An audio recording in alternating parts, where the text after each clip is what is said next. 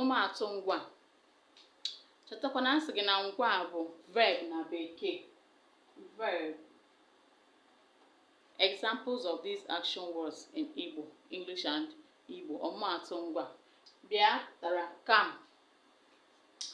Nọrọ ma ọ bụ chere pụtara stay or wait. Mekịtị mmadụ chere m, wait for me. Nọrọ ebe a, wait here. Ha ncha bụ ofu ihe. No pụtara here. Rie pụtara eat. Gụọ pụtara read or count. Gụọ ego ahụ, gụọ akwụkwọ gị.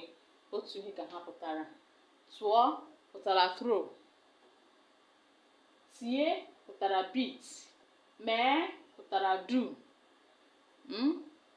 Dee pụtara write. Sie. Gịnị ka sie bụ na bekee? Gịnị ka sie pụtara na bekee? Depụta ya n'akara nzute ozi.